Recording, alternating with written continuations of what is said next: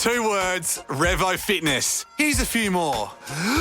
Simple, 24/7, reformer Pilates, body scanners, massage chairs, squat racks, free weights, pin and plate loaded equipment, no lock-in contracts, no bullshit. All of that and more from just $9.69 a week. That's surprisingly affordable. Join now at Revo Fitness Windsor Gardens or download the Revo Fitness app. RevoFitness.com.au or find the Revo Fitness app in the App Store. I record this podcast on Gadigal country. I'd like to pay my respect to the traditional custodians. And I'm recording on Wurundjeri country, part of the Eora Nation. Let's go. I know you're gonna dig this.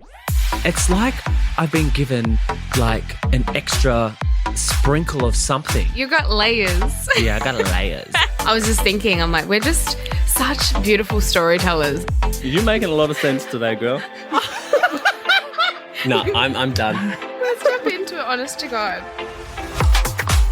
So guys, I recently turned 30 and honestly think, what the fuck am I doing with my life? Honestly, I don't even know how I got here, Matty. I really don't, because I didn't think that I would get here. And I'm just figuring it out. And the best person to have on the podcast who has written a book about it is Figuring Out 30, Bridget Hustwaite. And welcome to the pod. Yes, welcome. First things first. How are you? I'm so excited to chat to you guys in this format.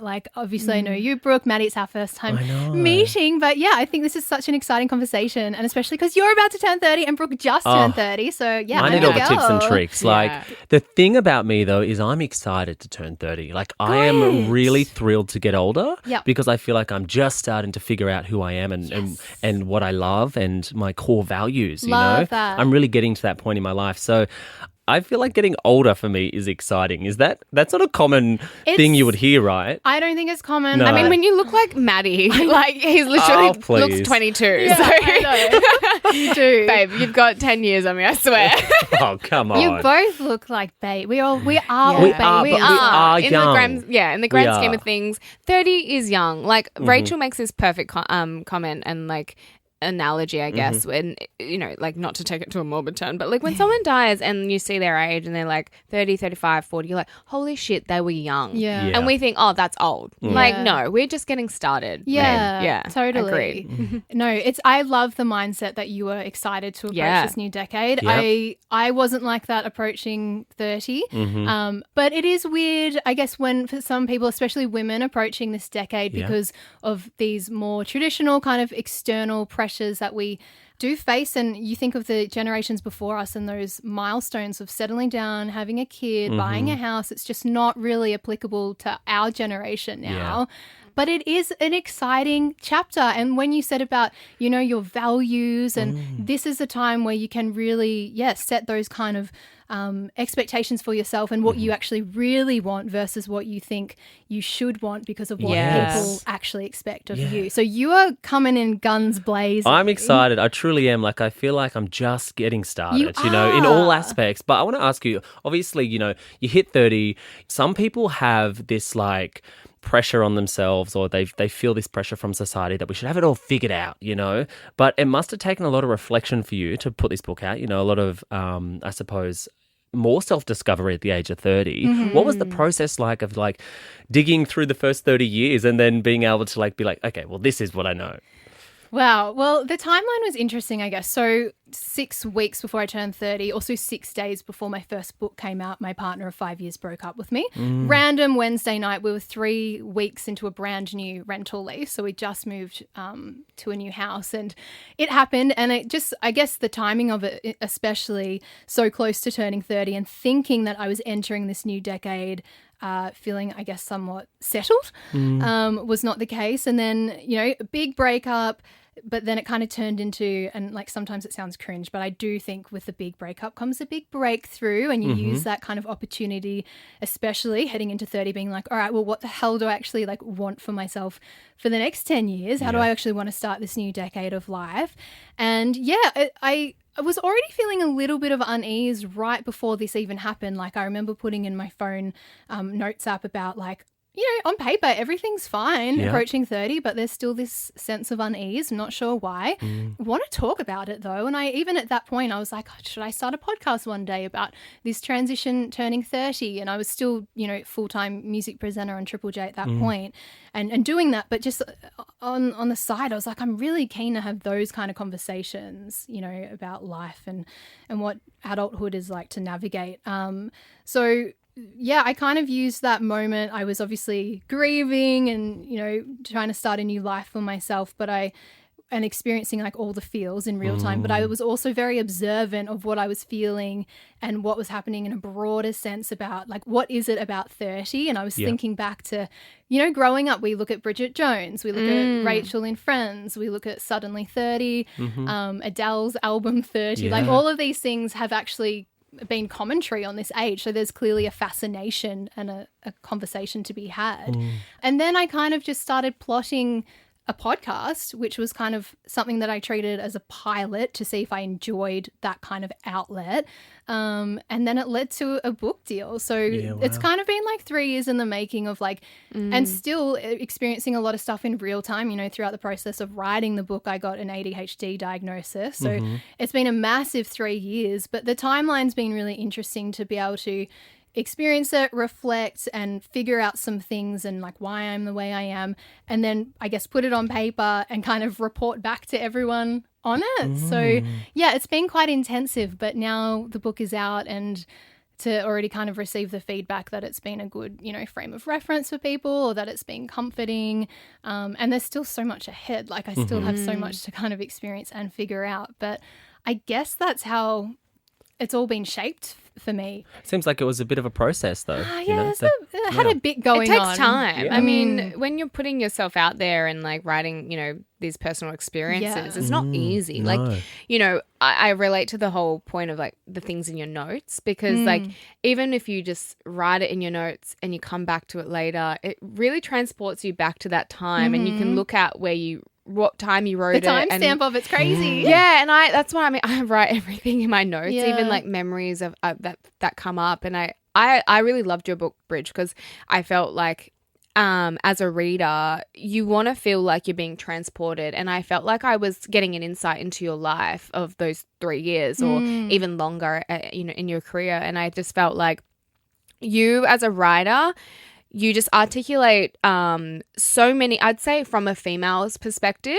like so many relatable experiences and questions that we all ask, but we sometimes don't know how to either ask or figure out what we're wanting. We're just why do we feel like dialogue. that? Yeah. And I think creating that dialogue is like so helpful to make someone's situation or experience normal in a sense. Like what is normal? But like normalize it in a way that it's like, oh, okay, they're having those conversations too. What's the general feedback that you've got from people? Like, can I ask? Definitely that people feel seen and validated. Yes, exactly. Because, and I mean, people beyond 30 as well. I had someone who's 25 message me. I've had someone, people in their 40s. And that's, you look at the title and you see figuring out 30. And also, I don't want it to come across that it's a self-help book. This is not a book to help. I don't have answers for you. I probably am going to leave you with more questions. Okay. But I just have thoughts and ponderings that I want to share and that you might share them. And by doing so, that makes you feel a little bit more seen and validated. And the only reason I do it is because of not having those frames of references when I was navigating it. So for endo, I didn't have a book that I could turn to when I was, spending 12 years to get a diagnosis. When I was turning 30, I mean, obviously had Dolly Alderton, love. But a specific book on turning 30 didn't quite exist for me. Yeah. What is it that you learnt most about yourself during that process? Like, obviously there would have been a lot of digging, self-reflection and discovery. But what is maybe the one thing that you took away from the experience that you went, wow, like that taught me so much? From writing the book? Yeah. Oh, golly. I think it is. There was so much in there. So much, yeah. Well, I think, like ultimately it was having just awareness for understanding why I am the way I am and how I've been able to process particular things based on how I was raised and various relationships throughout my life, which have all been lessons, of course. But then I guess, taking that and being like, what do I want to do with it, and what do I guess having that willingness to make change. No one likes change, and especially changing yourself. It's uncomfortable. It's so uncomfortable. And especially at this time of life when you're expected to have so much figured out and you feel like you're kind of being, reported or marked on how well you're adulting, right? Yeah. No one likes criticism, rejection and change. But I think just being able to kind of take that on and then kind of having that front of mind, like, what am I going to do with this moving forward? So it's like one thing to be aware, but then to actually action some change has been, and that's still a process for me. Like, there's clearly still things that I have to work on, and I've brought a lot of anxious tendencies into my current relationship with my partner Oscar, who's definitely a more secure person.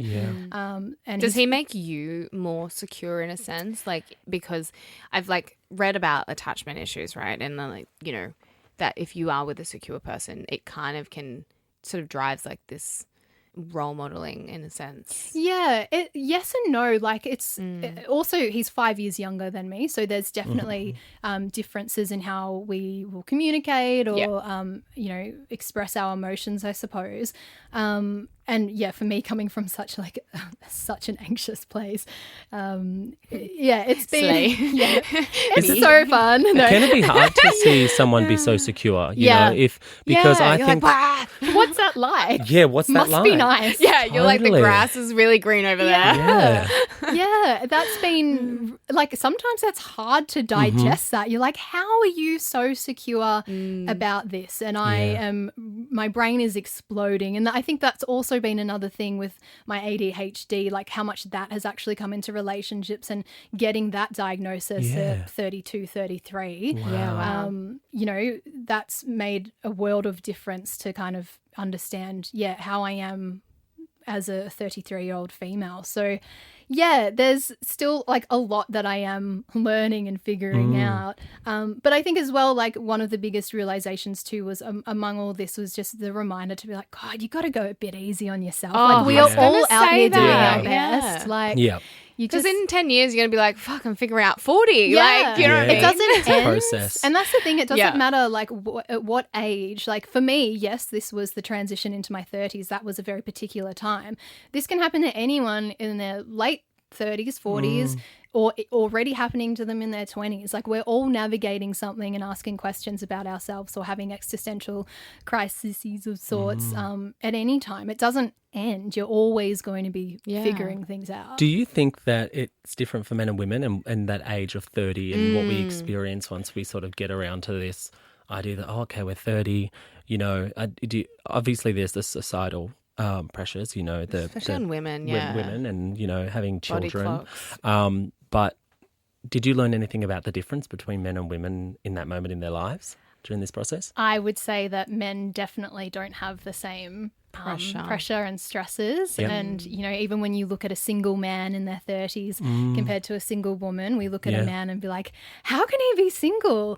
You look at a woman who's single in her 30s, there's something wrong with her. Right. There is definitely a difference. The biological clock, we have to factor that in. We have to factor that in with our careers, especially working in media. For me, I think about it all the time, if in a freelance capacity too, what would happen if I had a child now, and being someone who works, on television and across, these kind of platforms, how are you seen as a woman who's just had kids, your brand, I think there's a lot of disadvantages. I think beauty standards as well. I have a chapter called Body Better, and it was essentially a timeline from the age of, 5 or 6 when I got my ears pinned back because I didn't like how my ears looked, and going from 6 up to age 32 and all of the external appearance things that I personally have grappled with, and then bringing that out to a broader sense. I think the pressure on women and youth and how women age in society, I think we have it a lot harder. What do you think, Maddie? Well, great question. I'll put it back on you. Look, totally. I think that, just speaking from my own point of view, I had a single mum. I grew up with a single mum with 3 boys and was taken away from my mum quite early in my life, so ended up in foster care. And I didn't really have a female figure, a healthy female role model in my life for a very long time. I moved to my dad's and then I ended up growing up with my dad. So one thing that I realised is that when I was little, I didn't see a lot of women at that age, or my sister wasn't around. I didn't have a lot of women in my life who I was able to see and connect with around that age. So I think that there's a lot of experiences that even for me as a man that are ingrained in me, that I talk about this all the time, trying to really get rid of the layers of misogyny that I have myself, even though I don't see myself as a misogynist. But there are so many experiences that I've been through in my life that I feel like just ingrained certain mindsets, make you see certain things a certain way. And so it's like, as a man, I think that maybe we all have a role to play in being able to shed those views on how we interact, how we respect and how we see women. You know, obviously, I see that there's huge societal disadvantage to women and how they're treated, especially in the workforce. And I think that maybe as men, we need to really be more observant of how we interact with women. Yeah. You know? Well, here's the thing. Everyone is a victim under patriarchy, men and women. Yes, it is. You know, women obviously have it worse, and gender diverse people as well. But you're also under that structure, and we all have those moments of internalized misogyny. You know, I've certainly had it. But yeah, again, I guess it comes down to that awareness of being able to recognize it and the willingness to unlearn it. Yeah. But this is, you know, like we're talking like this has been ingrained all throughout history, Totally. right? Yeah. Like. So, but as long as, you know, that's why these conversations are so important to kind of create that dialogue and coming from the context of women aging and getting older. Yeah, I mean, a lot is to be said and to be improved with it. And especially when you talk about the workforce as well. Like we're in this position, right, like where we can be in the workforce, and I love having a very career-driven life. But at what cost? And especially when we're the ones who have to be the vessel for a child. Yeah.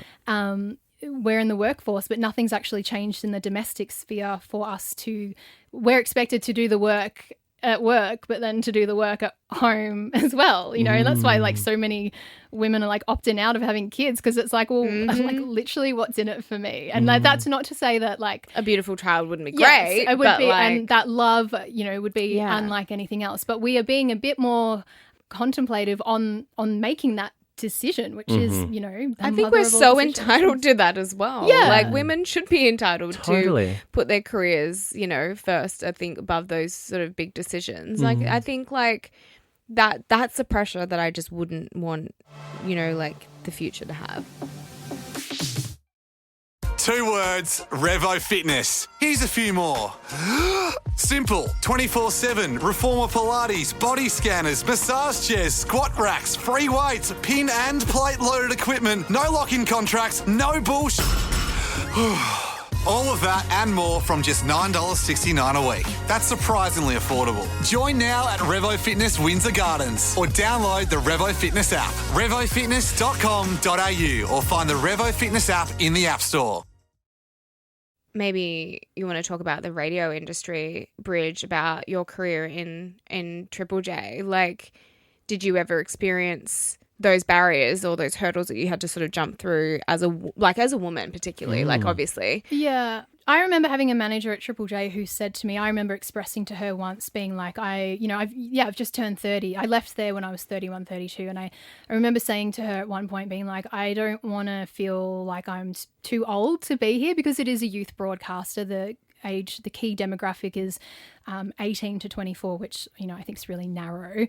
But I didn't know that, actually. Yeah. 18 to 24? Yeah. It's not, I mean, it's clearly not an accurate reflection of the listenership. Yeah. And it is, very narrow. But I remember, you know, saying to my manager being like, I just don't want to feel that I'm scared that people will think that I'm too old to be on Triple J now. And I remember her saying to me, you know, we don't care about that, and we're not going to say to you, you know, because you're technically out of the demographic that you are too old to be on air. That's not important to me. What is important to me is how you connect with listeners. That was a really positive, interaction that I won't forget having with that particular manager. But I get angry still when I do think about those moments where I am actually thinking, and yeah, 30 is young, but so annoying to me that I was having these hesitations and insecurities, but then I was looking on and, you know, it's not to take like a personal dig, but like observing other presenters who may have been on air, older guys who have been there a long time. And I'm like,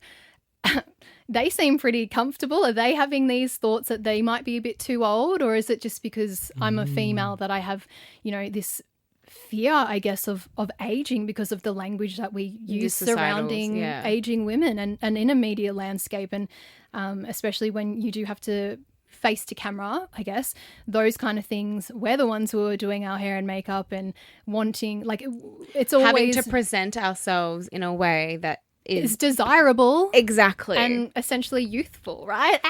So annoying. And then if you walk out with no makeup, they're like, are you sick? Yeah. No, I'm not fucking sick. And this is I just my chose face. to not wear makeup. This is my natural face. Yeah. Fuck you. Yeah. Sorry. Wow. So there's definitely, like wider perspective, like on the media landscape. I think it's still an issue. And I even think of like, I remember working with a guy who was lovely, but I remember him saying, this was nothing bad on him, but I remember he had to leave early to go pick up his kids because it was a school run. And all the comments to him were like, you're such a good dad. Like, oh, that's so sweet. Like, we fully glorify that. But if it was a woman doing it, that's an inconvenience and she's not taking her job seriously, or she just can't get it together. Yeah, I just think the language is so different. So, yeah, those have been, I guess, my key. Like, again, I'm lucky in the sense that I've never had anyone say to me, you're too old. I mean, if anything, people are like, you're 33 or whatever. And I'm just like, I know, I'm a big baby. Like, I just... But we all, like, it's still a young age. But, yeah, I'm sure there's people who've had worse experiences, you know. Well, I feel like I'm just going to be figuring it out we're all just figuring it out. Yeah, Totally. you never work it out. That's what I mean. Spoiler Like, alert. yeah, no, exactly. And I don't think, you know, your book is like those reflections, but yeah, like you said, like they're not the answers. No. They're the questions. And I think we're all asking these bloody questions. I always say like my 20s were like my developmental fuck it up years, of course. The destruction years. Yeah, and I'm like Yeah. so Oh, grateful God, for I'm still them. And there. I have no idea what I was doing, but I was like here Yeah. for it because I look back at those moments and I'm like, yeah. But I've whatever. never met anyone who said that I would love to go back to my 20s. I want to be in my 20s again. I'm so Point good. exactly. I I'm want fine. you know what I get Yeah, jealous yeah. of when I think about like the people in my hometown, because I come from a small town, Tamworth, who are like 25 and they've bought their first home and they're with their partner and they've got their kids. I'm like, the simple life must be so fun, you know? But I'm like, what is the attraction? Like, I'm like, you know, but I get everyone just so loves jealous. it. I'm like, Yeah. you know, because I think big dreamers, people who have, you know, freelance careers are always hustling and also putting that pressure on themselves. True, You know, very in their true. 20s to try and make it. But do you think that pressure is worth it? Like, Well, I mean, I grew up in Ballarat, so I have a Yeah. lot of friends. You know, it's that regional upbringing where it is Yeah. kind of like go to uni, get married, have your kids, and that's fine. I think Yeah. look, at the end of the day, everyone has different markers, yeah. and we're all clearly running a different race. Yeah. But you just have to be able to tap into whatever that is and just make sure that what you're doing is what you really want to do. Like, Yeah. ask yourself, like, really, like, And you're not reflect, getting hey. caught up in you think it's because you should be doing that. And I think that's Yeah. definitely how I felt with my previous relationship. I put him on the pedestal as being the one because I was like, you know, I'm approaching 30. Like, of course, this is the relationship where we're going to settle down. You know, I had my silly relationship at 21 or whatever. This is the serious one. Like, he's the one. And then that clearly didn't work out. And I Oh, was we like, need to get rid of "Ooh." that. How do we get rid of that bridge? I know. I wish I knew, but I guess again, like hindsight's a beautiful thing, and it's just having that awareness, and it extends to work as well. I don't think there's such a thing as, you know, I like how you framed the one, Brooke, where you're saying it's the one for, you know, because It taught me this, Yeah. this. There's a ... and I think like people need to really live in that like ... kind of mentality of like leave it open, like and figure it out. Like, I don't know, like everyone is the one, like in and they can be teach the me one for this. that point of time in your Exactly. life, but to say that I just really don't like the whole one for the rest of my life. It's a lot of pressure. I mean, maybe I have commitment issues, but like locking in and putting all that pressure on the one person. Day by day. We had a therapist on, a matchmaker.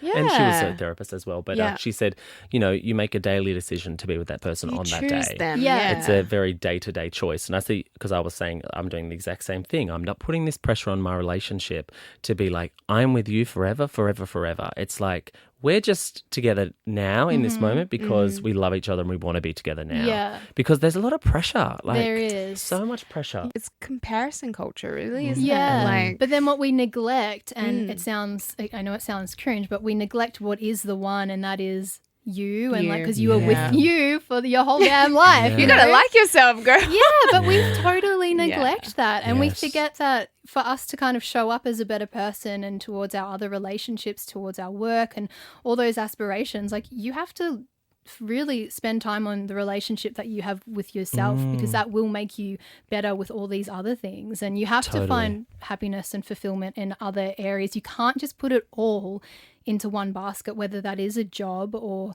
whether that is in a relationship. The only time in which you should put it all into one basket if it's for you. That's probably another big lesson that I had from writing this, being like, yeah, I really just need to make sure that and I think of this in the context of if I want to be a mum, I'm like, I need to work on some of my own shit first. I know they say no one's ever ready to have kids, but Well, I know really I've got healed as well. Yeah. Like, you don't just like wake up and you're like, I'm healed. I'm fit. Yeah. Like everything, you're going to continue figuring out parenthood as you're a parent. But for me personally, I know I do need to take care of a few things before I actually do that. I think I that's feel ya. everyone. I'm Yeah, on Maddie that feels journey. like that Yeah. as well. Yeah, I'm on that journey. I'm just starting that sort of fatherhood journey at the moment. Yeah, so I'm really wanting to create embryos at the end of the year. Oh my goodness. Yeah, so go through the Daddies. surrogacy process. It's been on my mind, I would say, for many, many years. But it's I'm getting to that point where I feel like I'm doing a lot of work on myself and being able to really get clear. And the clarity from the work that I did last year and just being with my partner now and, being on the same page about something is like super important and, and having that supportive person. So, but I've always felt I would do it alone Wow. if like my timeline never depended on a partner. And That's great. And that's not the pressure that you face. but but you know what I that is mean? Like great. for me as a man, I don't have that biological clock that is like, I need to think about it now. Yeah. It's like there's no pressure. So I've always felt like even if I was 35 or 40, I could still do it on my own. Yeah. As a dad and fully be okay with that. Yeah. I'd love to talk a little bit about your career. Okay. And talk about some of the highs and lows. I mean, let's go with the highs first. What have been some of the major highlights for you over the last few years that made you maybe think, I made it, or yes, I did this, my a God. big ticket item. I can answer this instantly. Yep. I go straight to interviewing Dolly Alderton a few yes. months ago in Brisbane. Okay. It was literally like, look, it could be the best thing I've ever done. Yeah, wow. Best night. I really admire Dolly's books, and she was a great source of comfort when I was, making this transition into my 30s, and this opportunity came up. This is another little side note too, when we speak about like opportunities in the context of work and in this kind of capacity, or for any, I guess, but I'm definitely someone who can't just sit back and expect things to come to me. Oh, I'm a same. chaser. I'm Yep. a seagull. Yes. If I want to, and I wish more people were. Part of me is like a gatekeeper, and I don't want people to because it's competition. But I just don't understand how people can sit back and expect things to come to happen. them when you have to. We talk about that a lot, actually. Yeah. If you want to do something, like I want to do something. I wanted to host the ARIA red carpet. I emailed them, nearly a year out, and was like, I would. This is on my bucket list. I think I'd be really good at it. Yep. Now I've done it for the last 2 years. Yeah.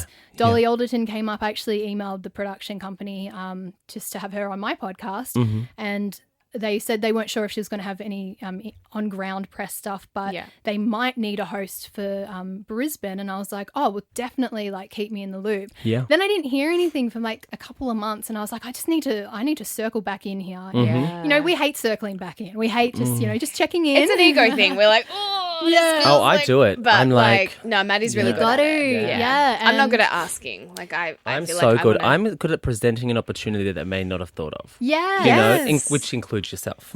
You know, like it's like, because I always think people aren't looking out for you like you can look out for yourself. So it's like, Yeah. even, you know, to get away, it was like, for me, it was about watching something, seeing an opportunity and being like, you've never had a black fella on that show. So Yeah. let me take this to you and say, hey, we're talking about country, land. Why don't you have a First Nations presenter? Yeah. You know, so they But thought at it was a first they great... said- and then they said no, right? At first they said that We'll think about it. like or- it was like a go away and shoot your own episode, Oh, basically like a pilot, pitch. yeah, Got little you. demo. A pitch segment. And I did. And I went and did a really good job at that and then sort of brought it to them and went, hey, you know, and they were like, oh, we didn't realize that you would go to that length. So it's like they actually did like the idea. Sometimes it's too much work for them to even conjure up the thought because they're Yep. not thinking of you. So if you can give it to them on a silver platter, hey, this is my experience. I think I'll be really good at hosting the RAA red carpet because I know A, B, C, D, E, F, G.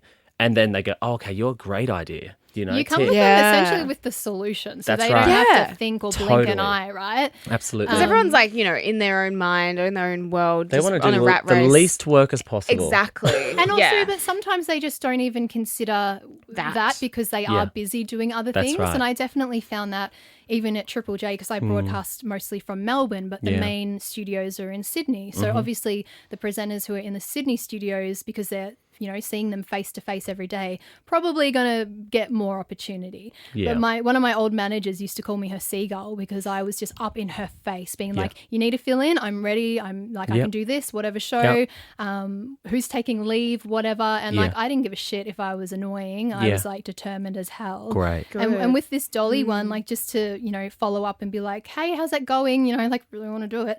And then I got it, but I wouldn't Yeah. have got it if I didn't reach out to them Yeah. because they clearly didn't think of me for Yeah. that, which is fine. Yeah. But then I approved myself Yeah. and, you know, I did this night at the Performing Arts Centre in Brisbane. She was an absolute delight, you know. Nothing better when you meet an idol and they are just everything that you hope Yeah, for I and love more, that. right? She is just Amazing. superb. I had goosebumps for a week. And it's also one of those things where it's like, I know I probably sound like super egotistical, but you know, like when you know that you've just like absolutely killed it and like even you did better than what you thought. Yeah. Yeah. I don't think that's ego. I think that's backing yourself. But it's such And an you have unnatural to. thing to say. Yeah. Yeah, and it's right? uncomfortable because you're like, oh, like, And yeah. probably But it for also women too. validates the fact that you were so right about you being the person. You know what I Yeah. mean? Like you had that idea, you I went to them crushed and you were it. like, okay, I know that I can do this really well. Yeah. And then you do it and it's like, I knew this. I knew this was Yeah. going to happen. You It's know? like Yeah. your needs being met. Yeah. Like Yeah. you're like, I asked for something, I got it, and I crushed Yeah. it, and it's like And one I of your proved, needs yeah. being met, and Yeah. you're like, I don't know this.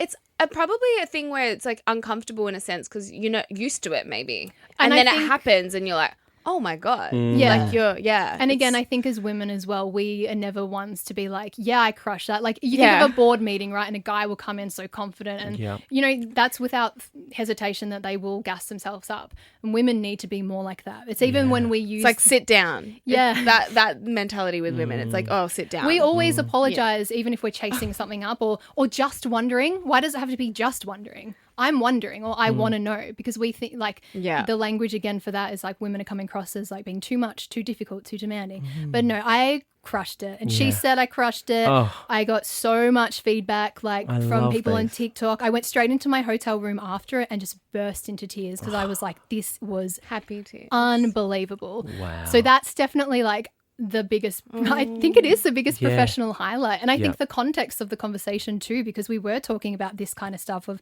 navigating life as a millennial woman in our 30s, friendships and the power of that. And yeah, it was, Wow. Do you think she's read your book? well, I gave her an advanced copy. Okay, yeah. So it was still, you know, a bit uncorrected. It wasn't the final version, but she has Yeah. it. She knows it exists.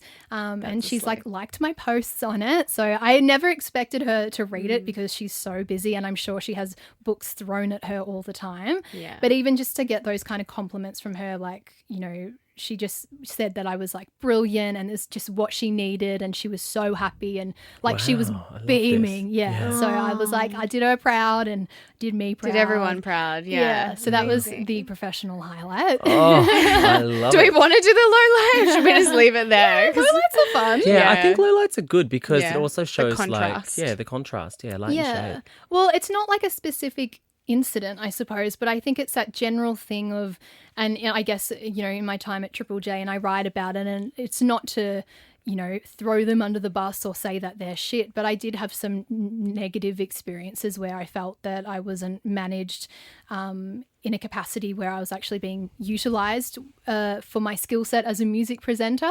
I think there was, at my time there at the station, and it does look like things are different now.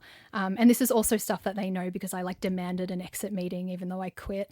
I didn't have to have one, but I was like, I want to sit down and tell you everything that I'm feeling because I don't want any other presenters to feel this. I didn't have to care. I really didn't owe them anything. I didn't owe them that diligence. Yeah. But I really care about music, and I care about music presenters who are genuine music presenters who all they want is that platform to help support especially Australian artists, and they're not given the opportunities where they could really thrive. An example, I guess, is Triple J have a feature album every week, and the interview with the feature album star will typically go to breakfast or drive because of the programming hierarchy. Yeah.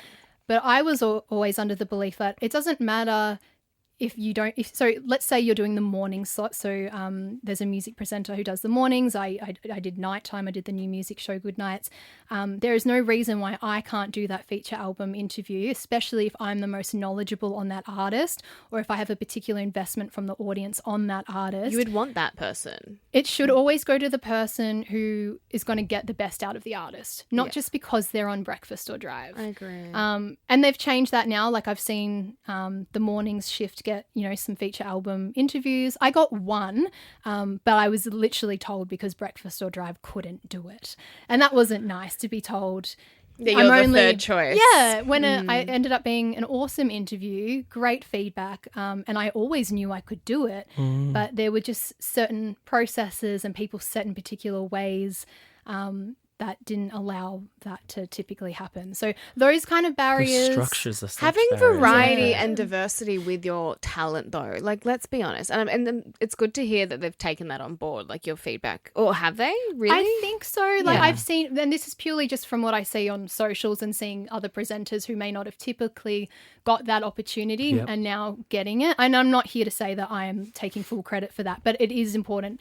That's why it's important to have those conversations so you can help kind of steer, play a little part in that change. Totally. And, I could look at it, and honestly, sometimes I do look at it and I'm a little bit like I love that, but I'm just still kind of grieving, I suppose. It might be a little bit of bitterness, but I think it comes from grieving opportunities that I didn't get that I knew that I they're could have doing now done. because, But I still definitely had an amazing run there and I loved the program that I did, but there were just those kind of barriers, even in the context of my chronic illness. There were some barriers, and that's ultimately what led me to quit. But I'm not here saying that they're shit. I think they're an amazing institution for Australian music and a very genuine music lovers that work there. But that's the thing as well, when you talk about a negative experience, it can be uncomfortable because you fear that people think that you're just whinging. or complaining. And just being difficult. But it was I want to be able to talk about those things. Well, Maddie and I, we advocate for more diversity and in even in just at Nova. Even in these walls, you know. In these like walls. this. And we're so open about it. And Yeah. I don't feel like we come across as complaining. We're No. we want to see it Yeah. because we know that it can be better. Yeah. And I think that's what is our drive is making things better. Yeah. And I And think again, that's- it's coming to it almost with the solution and not just Yeah. presenting a problem. Totally. Yeah. But, people who work in these capacities and especially media, and we've had execs who are, typically white dudes, they Yeah. usually run the show. So Big gatekeepers. Yeah, so- and they're so ingrained in the process that they've known. Even in this place, it is so hard. let's talk about the radio landscape in general. There's such a lack of diversity in commercial radio that is on air that is just like frightening to me. Yeah. And it doesn't reflect society, it doesn't reflect the diverse country that we have. It doesn't reflect our next generation as well. Yeah. Like, It doesn't look at at the all. fluidness Yeah. that's happening with Totally. gender, you know, like challenging gender norms and like it doesn't reflect But anything. I've sort of, when I asked you about that courage, you know, how did you get that courage? Because I had to really muster up the courage to have meetings with, you know, the people who are able to create this change and the people in those powerful positions. I love this about both Matty. here at Nova and at CRA, you know. So it was about me being like, okay, how am I going to do this? How am I going to come across in a way that isn't like the angry black man, you know, because they will label me as that. Yeah. And I'll be the angry black woman if I ever But again, it's like just the way that you're coined for speaking up. And I mean, like, we can look at Antoinette Lattouf as of recent Oh with my the God. ABC, Totally. right? You know, Yeah. being able to actually take them Grace to court, Tame. huge. Yeah. It's always uncomfortable. And those things, Brittany Higgins, those things show us why it's uncomfortable to speak up about unpleasant things, because people don't like to hear about unpleasant things, but it's also not our job to make people feel comfortable when they've done the shit thing. Everyone Yeah, knows happy rainbows and lollipops. Yeah. Like you're living in Delulu land. Like, come on. Yeah. There's a lot of change that needs to happen in the industry. But, does, you know, yeah. We've unpacked a lot in this episode. I know. And We've gone places. and I can talk to you honestly till the cows come home. I wonder I actually don't know where that saying came from, to be fair. you got it right though. You got it right. Woo! Brooke normally will say like a very common or well-known saying, but there'll be one So word that's wrong. backwards. So I was waiting for you to be like, yeah, when the sheep come home instead of the cows, but you got it. You got it. I think because her colour looked like a cow. Reminder. I was I like, love it. cow. Beautiful shirt. Yeah. No, we've unpacked a lot, and it's been such a pleasure, I guess, chatting to you. And you know, I love that you don't advocate that you have all the answers. We don't. None of us have the answers. Who does? But Yeah. Don't trust them. yeah, the journey. Yeah, I was about to say exactly. Belle Gibson. God. Oh yeah, apple cider vinegar. Are you watching that? I've done the first episode, but I finished reading the need to book watch that it. it's based on. It Yes. was released in 2017. What's it called? The Woman Who Fooled the World. Yes. Fantastic. It's from the two journalists that broke, you know, the revelations. But yes, if someone is claiming to have answers for that stuff or life that they've figured life out, don't trust them. That's great advice. That's On a good that place to note. wrap, so I think. timely. That is perfect. So funny. So where can we find your books, plural? My book babies, they are in all good bookstores. And there are some signed copies still available on Booktopia as well. But I've got, the link like on my Instagram and I'm sure it's in the show notes as well. But Yeah. that's where you can find it. And you can find me on Instagram if you want to hang. We'll put all that in the show notes. Absolutely.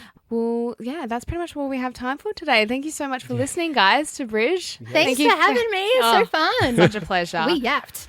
Yeah, We we did. did. Yap City. If you love what you hear, which I did, leave us a little rating and review. And if you want us to cover anything on the pod, just reach out via our socials. Brooke's is at Brooke.Blurton. Mine's is at It's Matty Mills. And where can they find your social media? At Bridget Hustwaite. Great.